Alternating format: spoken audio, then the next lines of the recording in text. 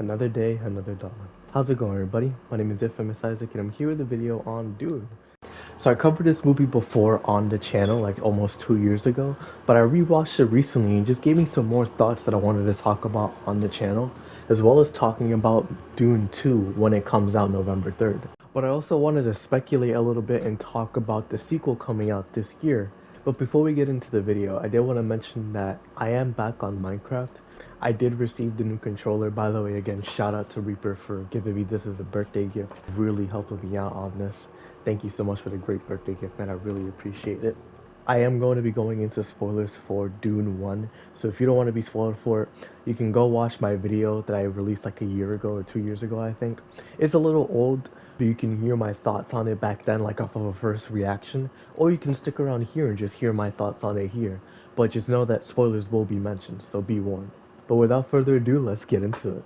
So this movie I've talked about at length on the channel whenever I mentioned it, because it's one of my favorite movies to come out of this decade, the 2020s. And prior to watching the movie, I didn't know anything about this series. So imagine me on a weekend not really knowing what to do. I have options to watch a movie, so I'm just like, hey, why not watch Dune again? I really want to go through and see if I still like it or not. And this is my third time watching it in almost 2 years, so I remember it a decent amount.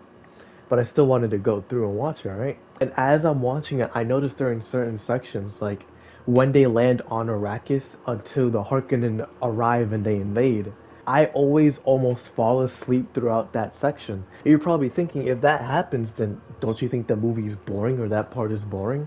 Because that's a huge section of the movie, like at least an hour and 20 minutes of that movie. But I don't actually really enjoy that part of the movie. It's my favorite part for sure. Because the whole movie in its entirety, I love because of the sci-fi and the world that it builds. And to expound more on that, let's look at the worlds, right? So you have the first world that we see, which is Arrakis, right?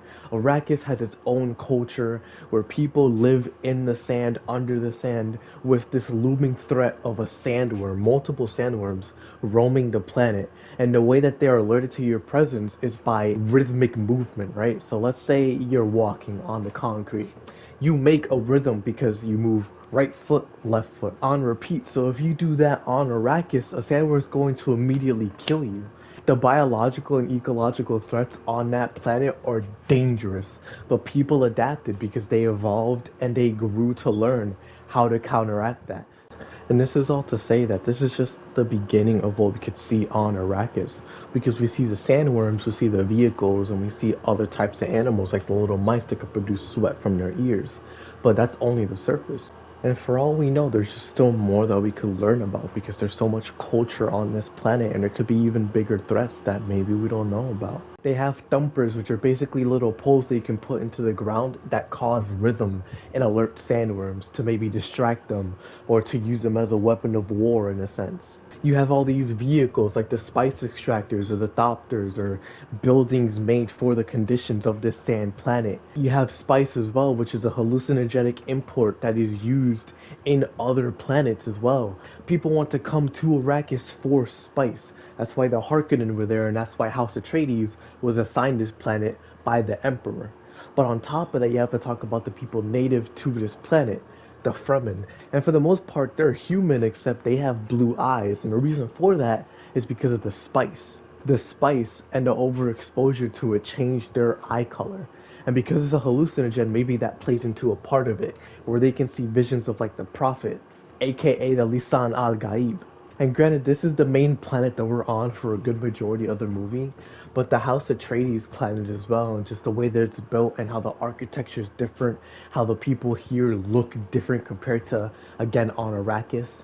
Or you go over to the Harkonnen planet where it's always raining, and you can see how every warrior is different. All of them are bald, all of them are scarred, all of them just have their own different ecological builds and construct. Every planet in Dune that we see just has so much detail crafted into it. You can tell that people thought about this world, that this world could very well exist if it happened.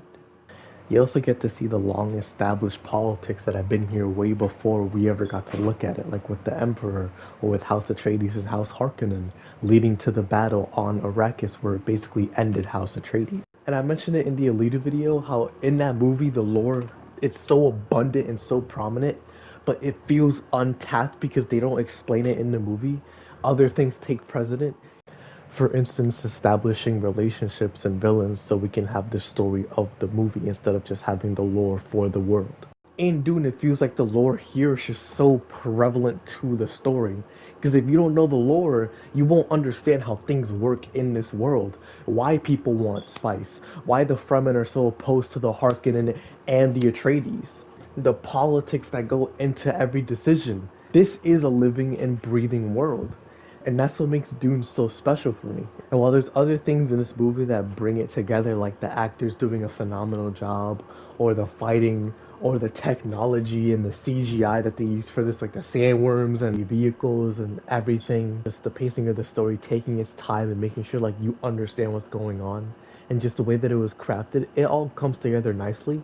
For me, it's all about the lore that the world hinges upon. But this isn't a perfect movie, and I know that. I don't want it to come off like this is a movie that can't do any wrong, because the CGI isn't perfect. It can falter sometimes. The voice actors are whispering a lot, so sometimes it's hard to hear. The lighting can be a little too dark for the scene, so sometimes it's hard to see.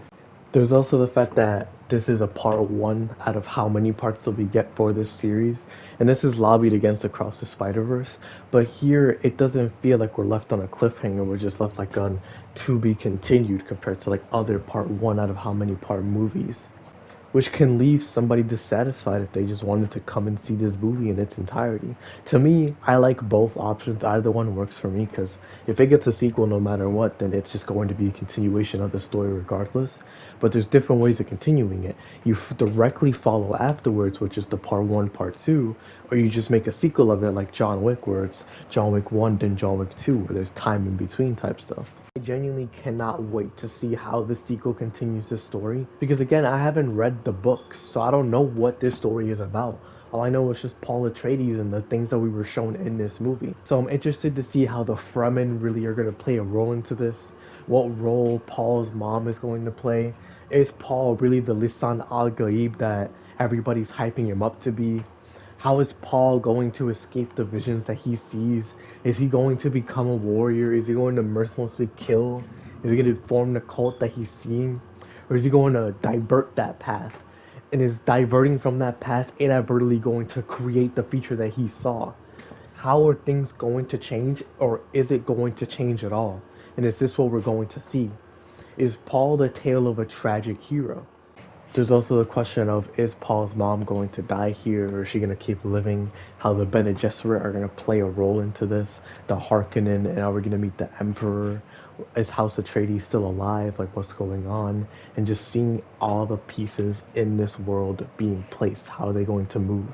There's just so many questions that I want answered in this next movie. And I wonder if it's going to be a two-part movie, or if it's going to go on into a third, and maybe the third will be the finale, the same way that Star Wars handles it in the trilogy. There's just so much that I want to see in this movie, and hopefully it meets expectation, or at the very least I'm not disappointed, because the first one was such a strong showing. So November 3rd can't come any sooner, but I'm a little worried, like cautious optimism. Because I mention this all the time, I love sci-fi. Sci-fi has crafted some of my favorite stories ever in fiction, like Guardians of the Galaxy, or Steins Gate, or Star Wars, or Alita, where even if I have different opinions for all of them, they still are so fire and cool to see, because you're going into the future and creating your own world, your own systems, your own machinations. How the world functions depends on you and the people that help you make the story. It's hard to do, but with sci-fi you can create so much and have boundless freedom, no matter how which way you go. Can't wait. But thank y'all for watching. I hope y'all enjoy it. I'll see you all in the next video. We're back on Minecraft. I have no drift. It's crazy, man. It feels great. Hope y'all have a great rest of your day. Let me know down below if you're excited for Dune or Dune 2. Let me know your opinions on it and your thoughts. Let me know if you agree, disagree with my opinions, and overall, just, let me know down below. But I'll see you all in the next video. Peace.